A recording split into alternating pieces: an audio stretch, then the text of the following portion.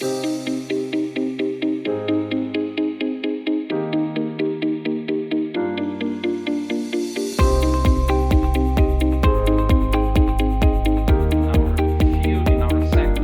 name is Washington Fajardo. I'm the coordinator of the Cities Lab.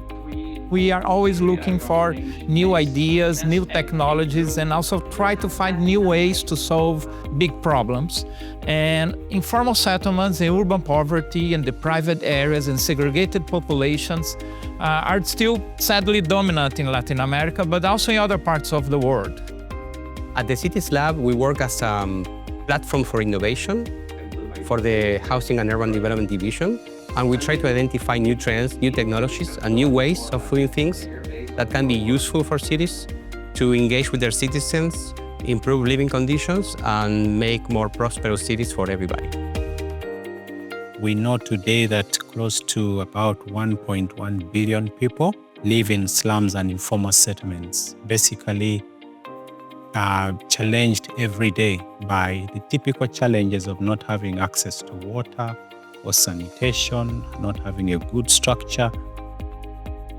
And that local academic, Caroline Caberia, who sits at African... I was struck a number of years ago when I heard that 90% of the people being added to our planet over the next 35 years are being added specifically in African and Asian cities, and the overwhelming majority are being added in slums and informal settlements.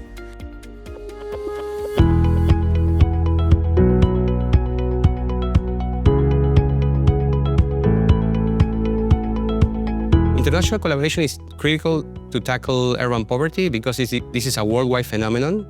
It's a huge phenomenon and so diverse, takes so many forms, and it happens in so many places of the world that we need to go to work together to make sure that every community is visible when we prioritize efforts to help improve their living conditions. So we were excited to participate from that perspective of being able to invite the voice of communities and their needs and concerns into the discussion today. So for me, coming to this symposium and taking part in this initiative is actually helping and facilitating my day-to-day job in providing evidence.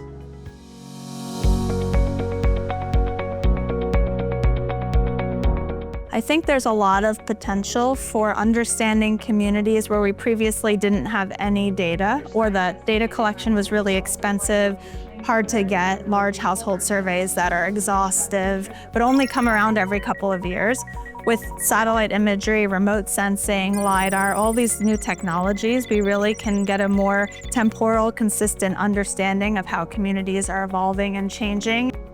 We just need to come together and to understand who is doing what, and so that we can really build upon each other's work and then make sure that we don't really duplicate the work that we are already doing, and really kind of make sure that we maximize all the resources that we are putting into to apply these new technologies so that we can really learn from each other.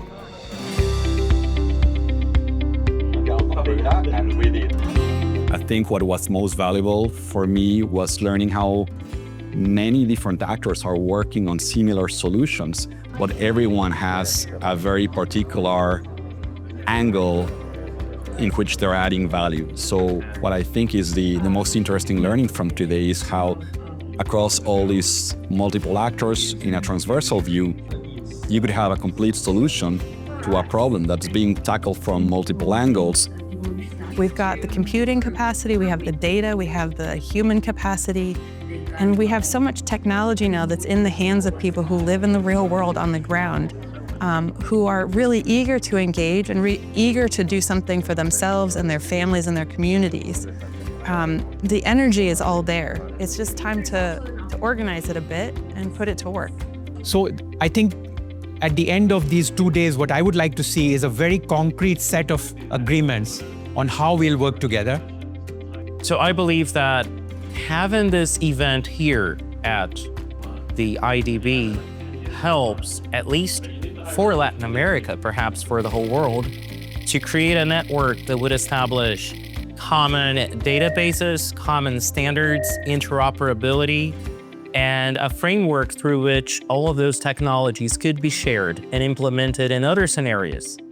That it gets to these other providers is not as clear. It's not I think there happened already a lot. There is a loose community of practice, so we are sharing knowledge during these days. There is the academia, there's the private sector also here, the different banks, UN Habitat. I think what's important is to formalize this cooperation, is to actually go a step beyond. So we understand that we should get together, we should collaborate. We are starting a global effort to review, to respond, and to remediate, and especially to take action to improve the quality of life in the private areas and also to segregated populations in the whole world, but especially in Latin America and the Caribbean.